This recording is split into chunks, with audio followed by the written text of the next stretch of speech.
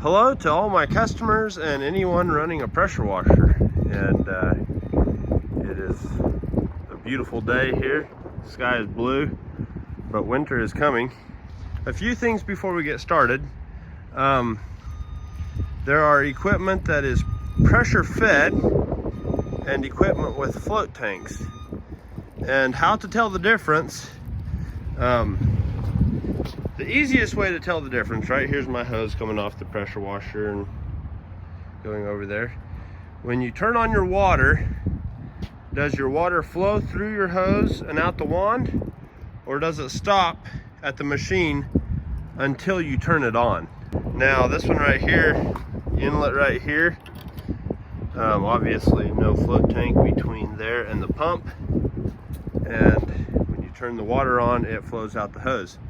This one right here, when you turn it on, the water goes into this float tank right here, and it will not go out into the hose until you turn the machine on. The trailer unit draws from this big tank right here and is winterized the same as a float tank. This right here is a 5-gallon bucket, and we put a 3/4 bung in it and a short length of hose with a garden head hose fitting right there. And this essentially takes the place of a float tank in the winterizing process. We have some RV antifreeze. You can do glycol. The one advantage to glycol antifreeze is it will stay runny below freezing temperature.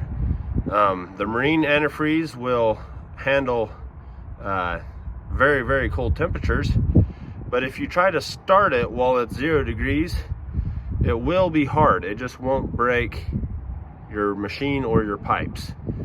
So it does actually gel up. In most cases, the RV antifreeze is the way to go. This right here is air tip that goes to garden hose thread. This is a 110 pressure fed machine. This is how to winterize it if you do not have an air compressor. Get this good and tight. This is important here. If this leaks at all, it won't work as well. I always put my bucket up high. On top of the burner works good. We're not going to run the burner. We're going to fill it with RV antifreeze.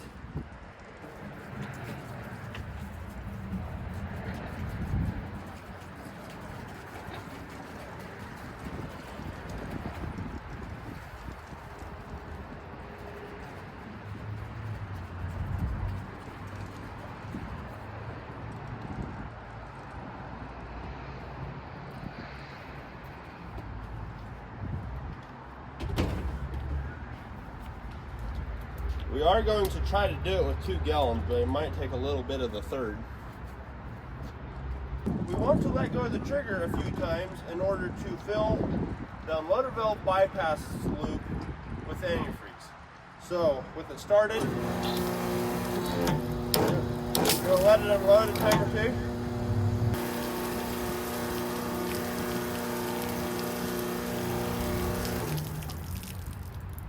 There it is, and we did do it on 2 gallons of antifreeze.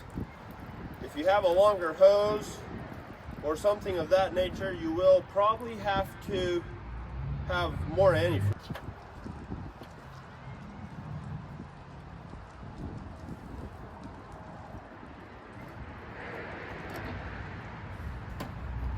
And that machine is winterized. We're going to winterize it a second way, and for the record, both ways will winterize it just fine. For best results, we try to do both, but you don't always have RV antifreeze, and you don't always have an air compressor. So either way works. That's why we're showing both ways. You screw this air attachment in here, you unhook the wand,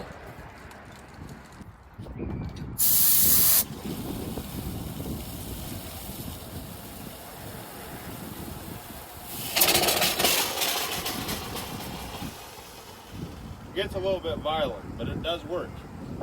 Now, especially if you've just done the blowing out option, cycle the pump on about that long, and that will help it move out of the bypass line. I also like to let it set for 5 minutes or so and do this again.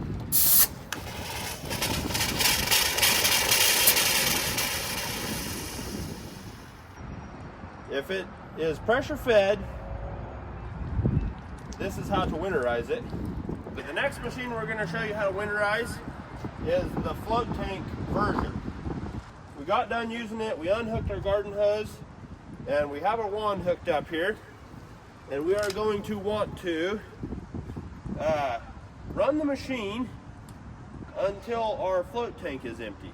That's this tank right here that I showed you in the beginning of the video when I was explaining the difference between pressure fed and float tank fed. So we're going to turn this thing on and pump that out.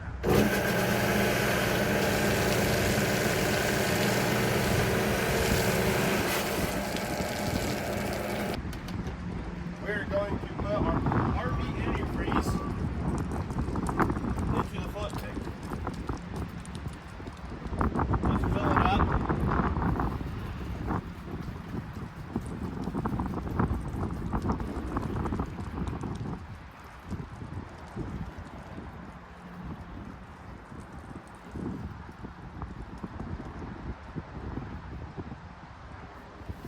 This one doesn't quite take a gallon, but it will take a couple refills in order to get it all through the machine. We want to let go of the trigger a few times in order to cycle antifreeze through the bypass.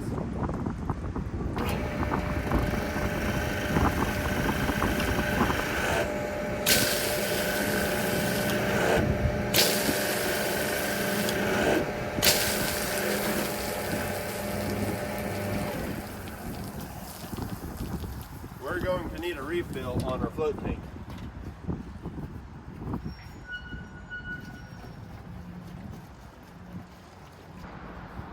And we'll run it some more, keep pushing water out.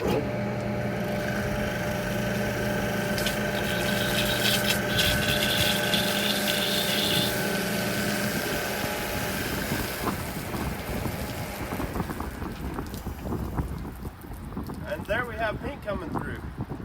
Close the float tank where nothing falls into it, and we have winterized this thing. For when you're ready to use them again, you just add water and push the antifreeze out. All trailer units are different, so I'm going to show you the basics of what it takes to winterize them, and pay attention to how yours is plumbed, and make sure that everything that you know of is winterized. And if you don't know, contact the person who put it together, because they are going to have the best idea of what everything is and how to get antifreeze through it.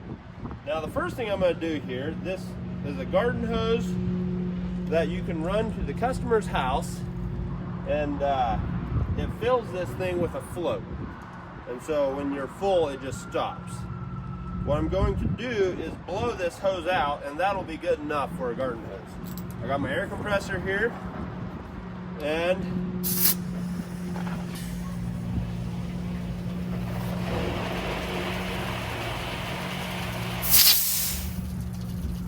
if you do not have an air compressor, you can get a high pressure washer fitting to garden hose thread. It's a little adapter here, and when you are done winterizing the pressure washer, you can use the pressure washer to push antifreeze through your garden hoses. To winterize the pressure washer on this trailer, we are going to look at the plumbing and see how the valves are set up here so that it will direct antifreeze through the machine when we start it. We'll lay this down, get you up here close where you can see. This right here is the antifreeze tank. It's fairly full of antifreeze. This right here is your tank drain. Make sure to drain it all the way out. this valve right here, and it is bent, so because it doesn't hardly fit in this gap. But anyway, do you see the arrows on the yellow valve handle? The one arrow is pointing towards your tank, and the other one is pointing towards your hose that cruises up here to your filter. We want to change that arrow to face the other way. And now we're pulling from our antifreeze tank, if you follow the arrows, through this three-way ball valve and up to the filter. And now we winterize it very similar to the other machines.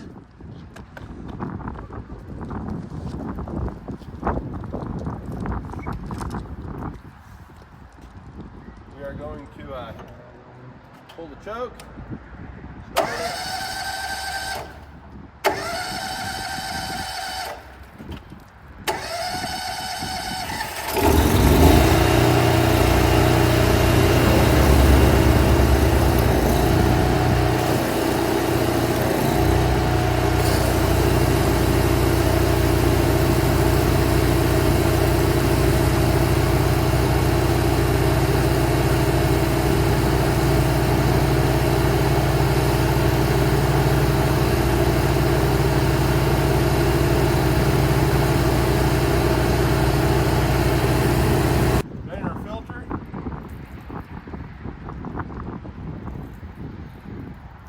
I will rinse this thing off when I'm done, just because I like it to not be sticky. So our filter's drained, got antifreeze through the whole thing.